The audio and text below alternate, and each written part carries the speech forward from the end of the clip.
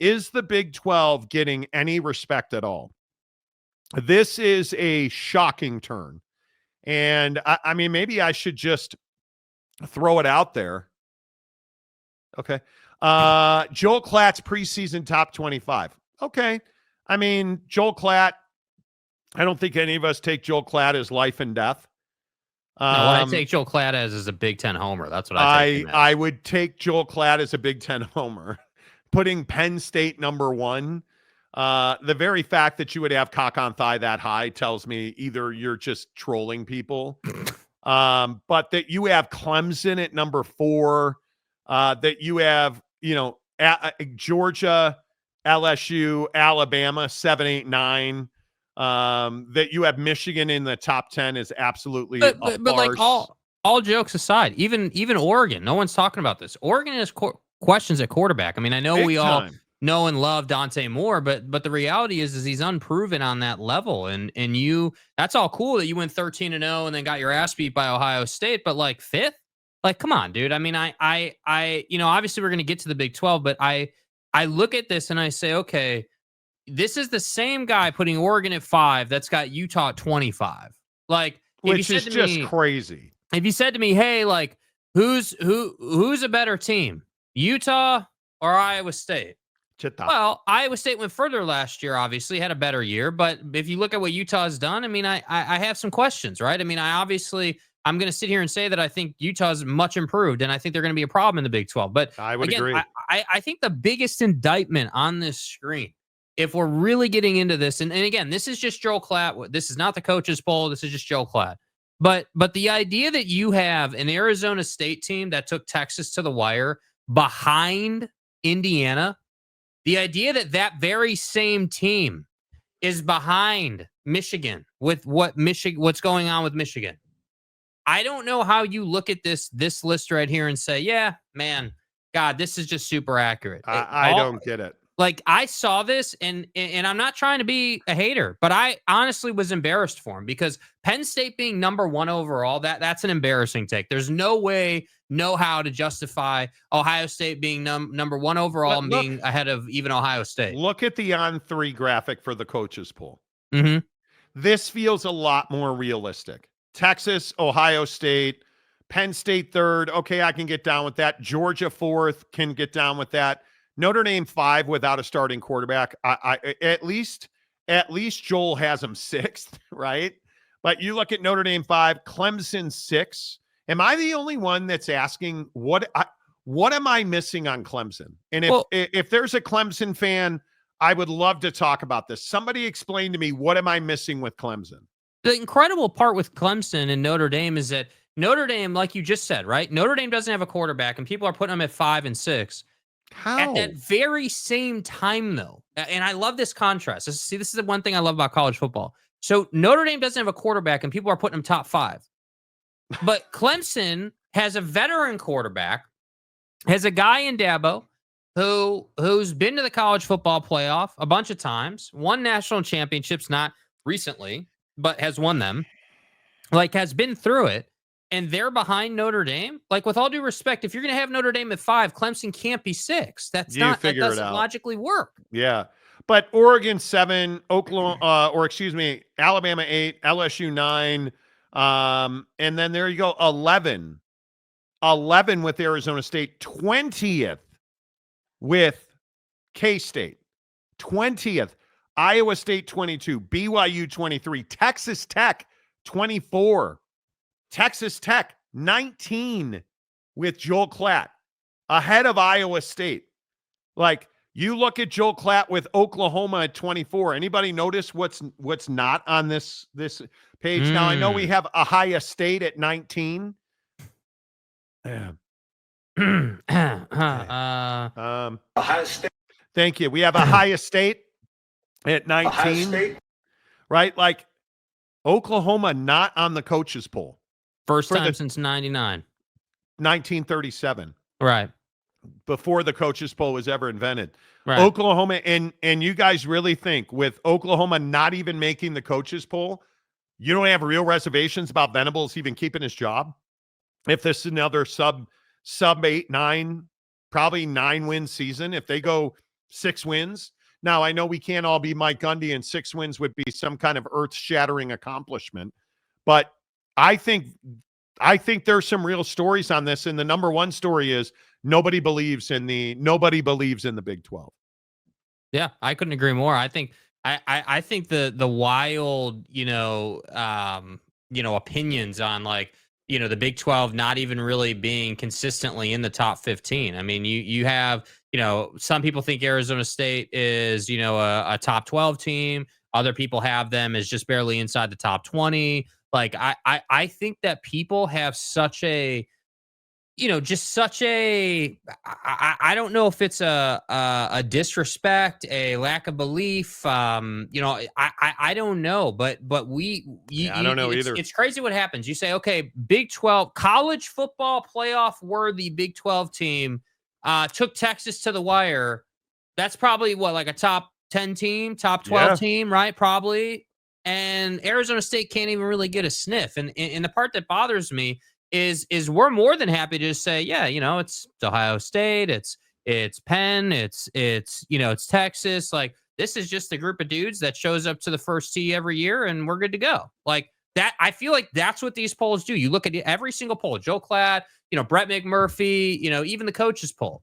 They all have that little group of teams, and then you really start to get in the weeds once we start having to make opinions based on what you either believe in or don't believe in. Because I'm telling you that if you're the guy saying Clemson and Cade Klubnik are just amazing and they're going to be incredible, then don't be a hypocrite and say that ASU is not going to do the same thing with Sam Levitt and the cast of guys they have coming back, because they didn't lose some massive amount on their roster. They lost a little bit, but they're still largely the same team. And the only question that remains is how they're going to run that offense. But I don't have any doubt that if you put Clemson and Arizona State on the same football field, it would be highly competitive.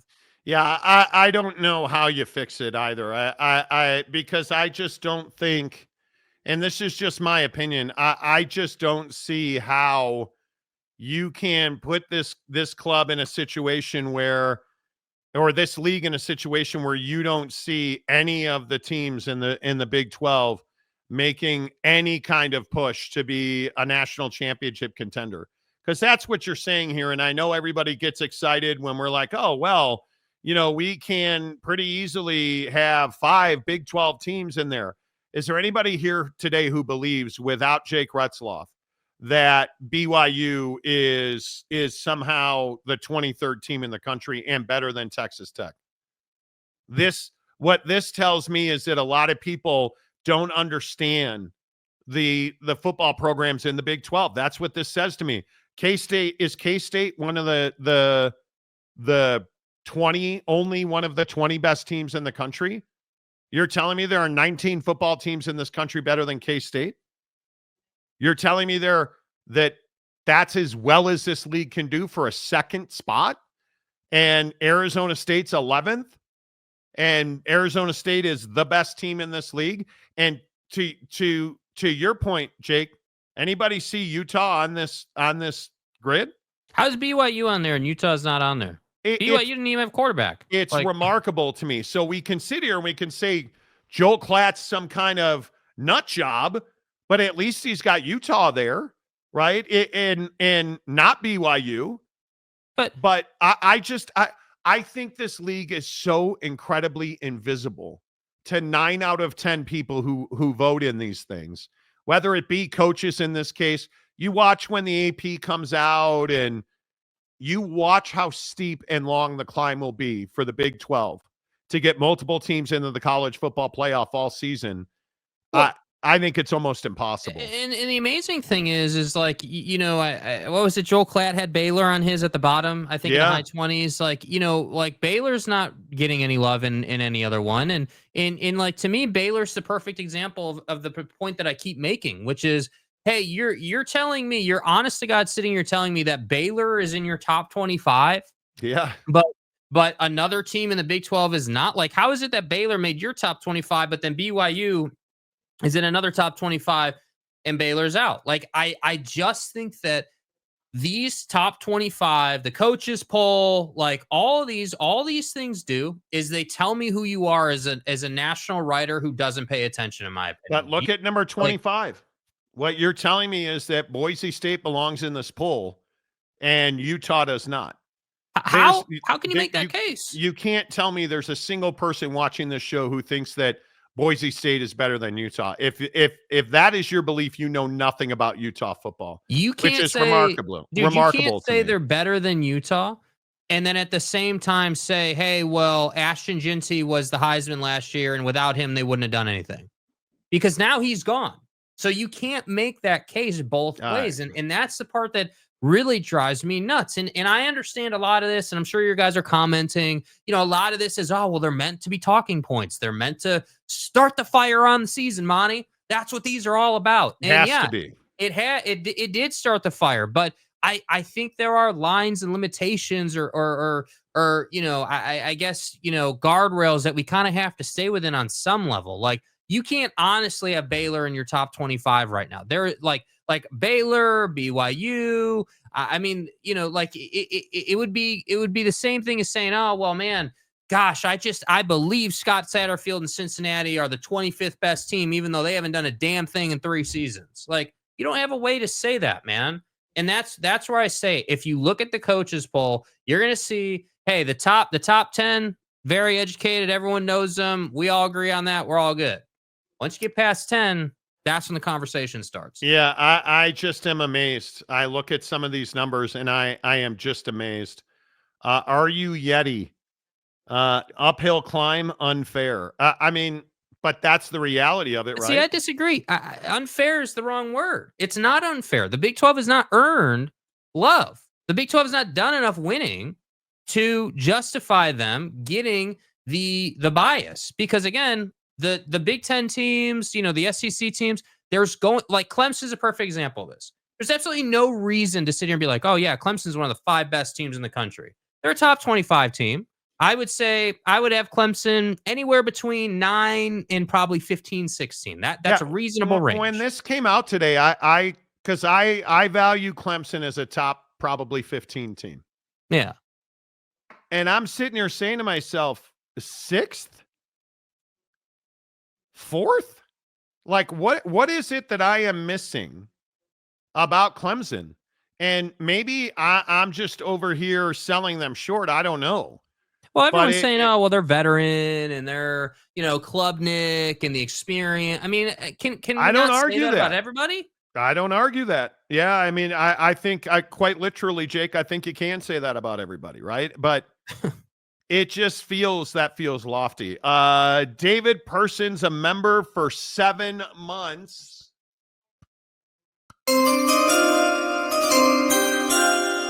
Preseason polls are both inaccurate and meaningless. I don't think they're meaningless. I think when you're 3 weeks from Texas in a highest state, when you're that close to kickoff and a coach's poll says, hey, we don't think Utah's one of the 25 best teams in the country, that's a kick in the balls. I'm saying it's meaningless because that's sending a message to other voters. It's the sentiment. Yeah, and it tells you what the country thinks. I mean, inaccurate, absolutely, you're right. Meaningless, yeah, I don't know if I can get down with you on that. John Hamm for $5. These preseason polls are usually consistent with the blue chip ratio on these teams' rosters to start. I don't even disagree with that. But you look at the defensive and offensive line, I mean, it is inarguable. You cannot argue. Utah has one of the top 5 lines in the entire country, probably top 2. And everyone agrees with that, by the way. Yeah. And Spencer Fano's the best right tackle in the country. Mm-hmm. And they're not in the top 25. With an explosive quarterback, a defense that is going to be second to none, and Utah can't even get in the top 25. That's what's so crazy to me. And I think, John, to your point, there's just not a whole lot of talent evaluation going on. Because when you look at blue chip, and I totally agree, and that's what's meaningless. Yeah. Right? Oak State James, the Civic driver. If I was a conference that was worried, it would be the ACC. The Big 12 has 5 in the top 25. The ACC only has 2. 3 if you count Notre Dame. Why would you count Notre Dame with the ACC? What am I missing there? The Notre Dame is not in the ACC, so I'm not sure why you would count Notre Dame. Jake, Boise State has a QB. I don't have a even running disagree back. with you. I don't even listen. I'm not saying Boise State's not a good team. They're not better than the University of Utah Football Club. They're not. Let The me say Utah Utes are a much better team than Boise State. I mean, you can't. Okay, you can't. Let me not be nice about it, dude. Boise State has not done enough to earn the auto bid into the top 25 in the preseason polls. You cannot sit here exactly and right. be like, hey, well, Ohio State and Ohio State and company. Can't, they're going to be top 5 every single year, even when they didn't have a quarterback. And then they went out and got Will Howard and won a natty. So the sentiment's going to shift to they should be top 3 every year now. Texas is Texas. I think we roundly agree that, in my opinion, the best team in the country. That's up for debate. But again, the issue I have is this is not a barometer of who, statistically speaking and talent-wise, are the best teams. This is a hey, what is the sentiment towards these teams? That's it. So that's the sentiment 100% is right. The sentiment with Boise State is, oh, well, Ashton Ginty and Spencer Danielson's going to replace guys, and they're somehow going to find a way to be the same team they were last year. There is even a though level of trust. They're not going to be. There's a level of trust that Boise State is going to be able to replace Ashton Ginty. Because what was that club without Ashton Ginty last year? Nothing. And having watched most of their games, now I'm not the Oregon fan that Jake is, and the Oregon apologist that Jake is. Right. Go Dante Moore. Dylan Gabriel, who can't seem to hit the broadside of a barn in Browns camp these days, was a pretty good quarterback, and that was a pretty good team, and they took him to the end at Autzen.